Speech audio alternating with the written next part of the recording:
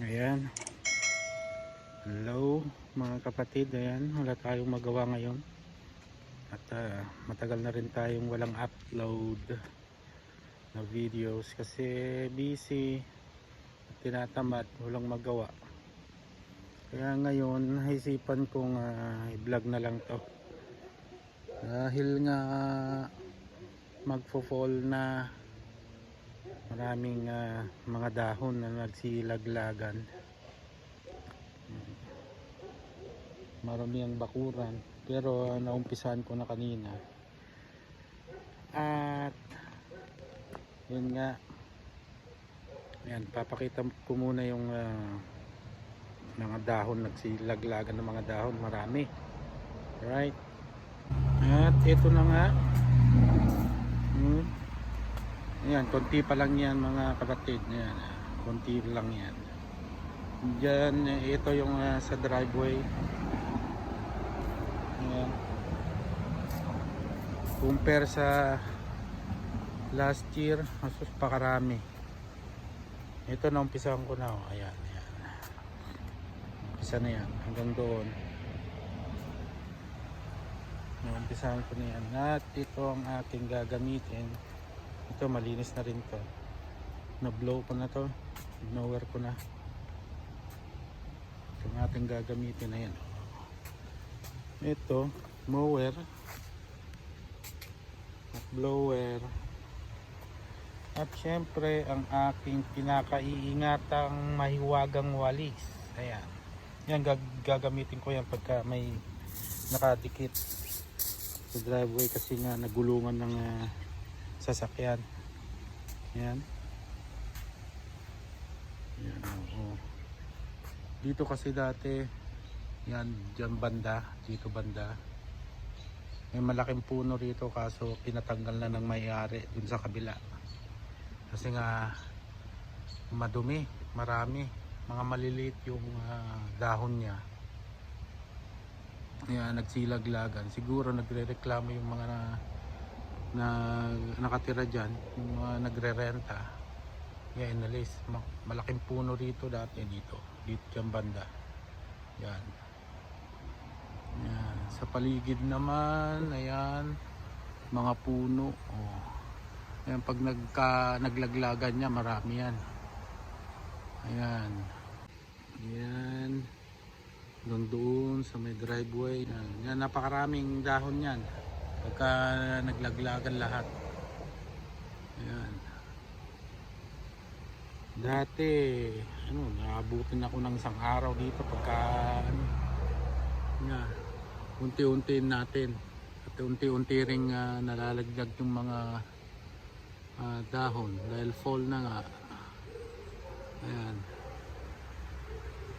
Ayan, yan sa gilid. Kaya naglaglagan, may hangin. Yan, pumunta rito. Ayan. Buti nga lang, konti nga lang to eh. Pero unti-unti natin. Ayan. Tapos ilalagay ko doon sa may gilid, sa may upuan na yun. Bublow ko yan, bublower ko yan. Ayan, ito malinis na. Umpisa na natin at una magmo-mower muna ako dahil sa harap malaki na yung damo. Ayan, ating gagamitin. Alright, punta na tayo doon sa harap at magmo-mower muna ako bago ko i-blow. Alright. Ayan nga. Hindi ko na naipakita yung pag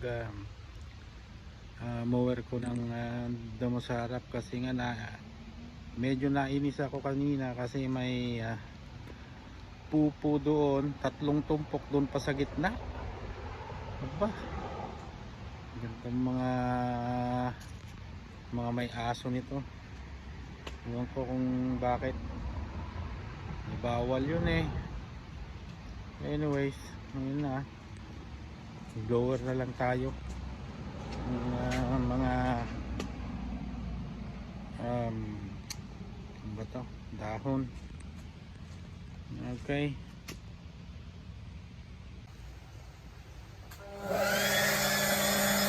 ito na nga mga kapatid. Ayan.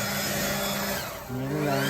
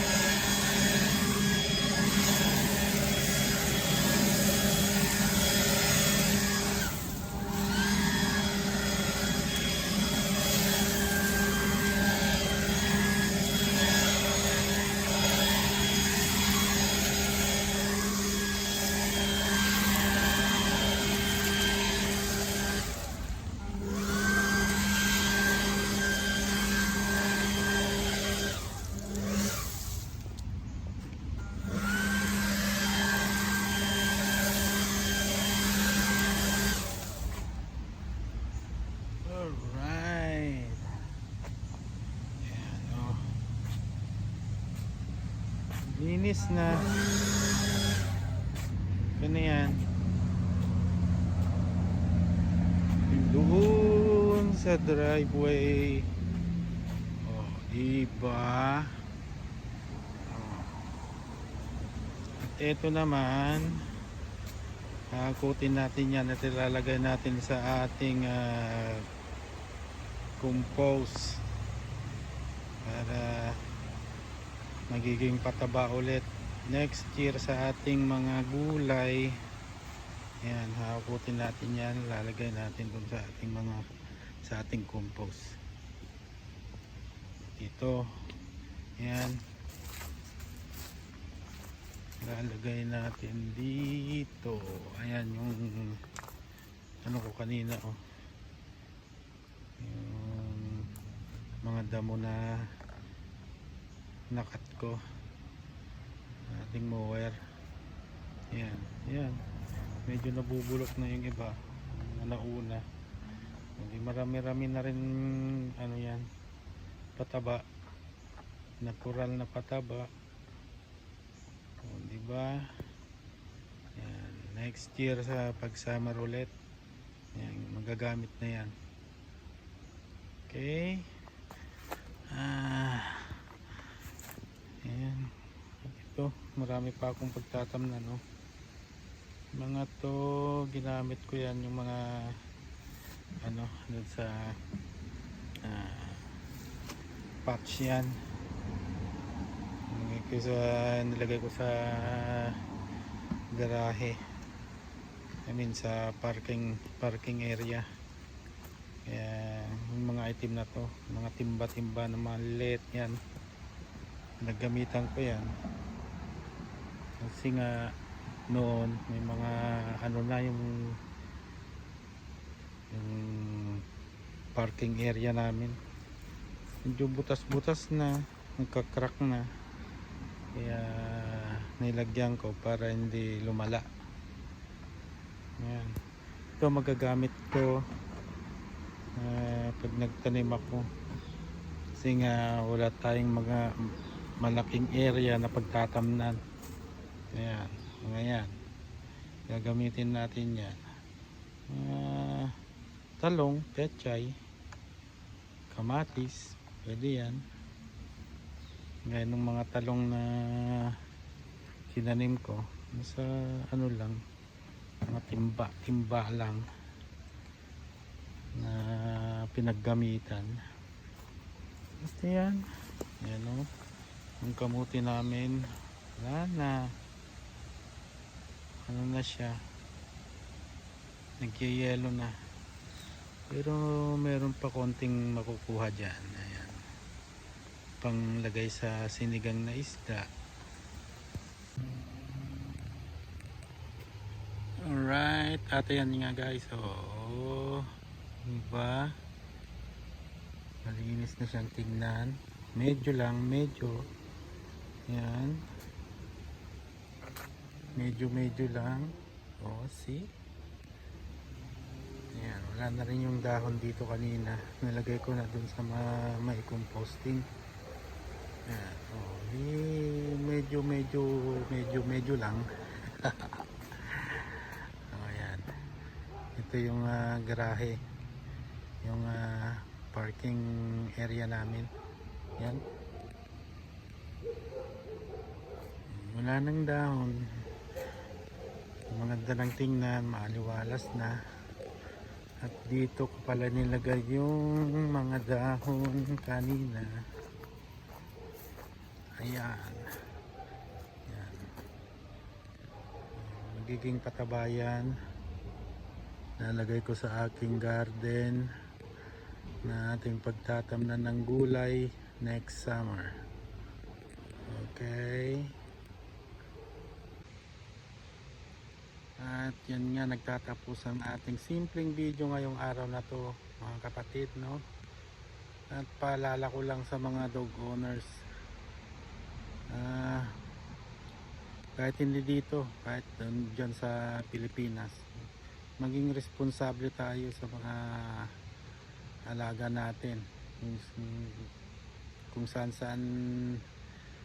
alam mo na, dumudumi. Yung naalala ko kanina, namower ko pa yung dalawang tumpok ng pupo kanina doon. Kaya ayan, maging responsable tayo, lalo na dyan sa Pilipinas. May multa yata, kahit noon naman may multa na eh. Tali natin yung ating mga alaga para hindi makakagat ng mga tao. Alright, at dyan na nga nagtatapos ang ating simpleng video guys. And as always, abang-abang lang sa ating mga video, no? Dahil wala tayong time. Simpleng buhay dito sa Amerika. Kuha ko pa rin yung ating kaugalian. Yun nga, walis, simpleng linis, hindi gaya dito. Ngayong araw na to, anong oras na? Mga 6 na siguro. Wala nang tao, doon na lahat sa loob ng bahay. At syempre yung mga iba namamasyal pa rin. At yan nga, konting linis-linis, ganyan lang ang buhay, trabaho. Okay, hanggang dito na lang. At babush!